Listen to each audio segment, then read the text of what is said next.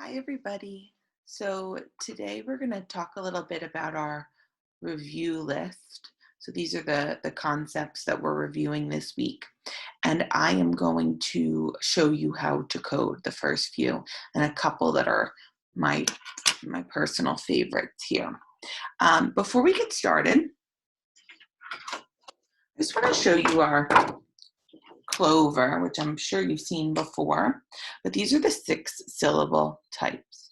So we have our open, our vowel team, and vowel teams. There's vowel team where it sounds like a letter that's in the vowel team, and also a diphthong vowel team, which is like a very different sound, like oi and ow. This is R controlled. R controlled is one of the things that we're going to be practicing this week too, reminding ourselves about the magic E, the silent E. Consonant LE, I don't think you've gotten to yet. And then closed syllables. So these are our 6 vowel syllable types. So we're going to be practicing a couple this week. This first word under the un or dis category, un and dis is a prefix. They're both prefixes. So I remember to box in my prefix first. That's my first move, box it in. Then I find my vowels. I mark them with V's. I notice right away what kind of syllable type this is. So it is a magic E syllable. So I will cross off my E. There are a couple of ways to do that.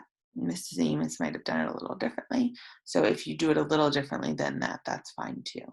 And then I put a macron over my A because that reminds me that the A says its name in a magic E or silent E syllable. And then I would read this word, unsafe. This next one is the same. So again, I'm boxing in, and I notice my syllable type here is the same. It's a silent E syllable. So I underline my vowels, mark them with V's, cross off my E, macron over the I. This word is unwise. This one, our third and final one, as I box it in, I underline my vowel team.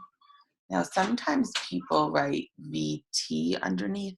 I just write V. It's kind of easier for me to just keep it all the same. Like I'm seeing what vowel it is, and then I know that EA can make a couple different sounds. But in this word, because I'm noticing what the word is, it is real. That is the base word. It says E, so unreal. The one I wanted to do, just to talk a little bit more about coding, is this one here at the bottom, because there's a lot of stuff going on. So the first thing I notice is that this not only has a prefix, but it also has a suffix, the suffix ed, which means in the past. The prefix dis means not. So now I have my base word here to work with now that I boxed in my prefix and my suffix. So I'll underline my vowel team. I remember that I practiced OU, it was last week's vowel team, and it makes a different sound. When the vowel team makes a different sound, I give it a circle. And now I try to read this. So OU says ow. So discounted, discounted.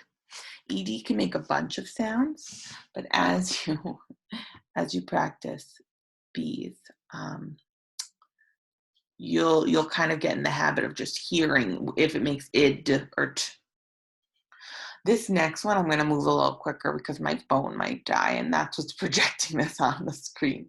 So this one, when I code my R controlled vowels or my R controlled syllable types, I underline my vowel, mark it with a V. I know that when there's an R next to a vowel, it's almost always R controlled. So then in order to code this one, I do my squiggly line on top. That just reminds me that this is an R controlled. So then I read it and it is barn, barn. The rest are all the same for all of these R controlled The one I love here, though, which we'll code at the bottom, so you see how I do this. So I would do that for my first 3.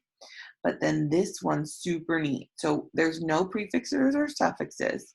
So I underline my vowel, mark it with a V. Oh, I have a bunch of vowels. And I'm going to mark them all with V's. Now I do my squiggly line here. And I notice, okay, tour. So I'm going to have to actually bring down my consonant. Because now I got to see there's a bunch of syllables with all these vowels. So now I have to figure out where to split it. So I'm going to try to split it here. So tour. I'm going to split it here. This makes it an open syllable. So it is a long vowel sound. This one too, the vowel says its name. So tornado. Tornado. Last one I'm going to show you. This was our practice from last week with OW and OU. See those 2 vowel teams? So now this one I'm underlining my vowel, mark it with a V. Now I remember OU makes a different sound, ow. So I will circle it. And now I'm going to read this word, mouth, mouth. Everything else, the first 3 you could do here. This ER at the end of this word, it's a suffix. So we haven't really learned that, but if you wanted to code this one, I would code it this way. So I would bring down my consonants, split it, circle my OU vowel team, squiggly, my ER, my R controlled, and then I'll read it, counter, counter. Either way is fine. If you box in that ER, that works too. Okay, so that's really it for coding this week. We'll talk a little bit about this at our Google Meet too. I really love coding. I know sometimes it seems a little bit like, why do we have to do this? But as we code these things and take our time to work through words like this, our brains just start to see the coding better and better. So we get better and better at reading words more quickly. And that's the point of all of this. All right. So I will see you tomorrow. Bye.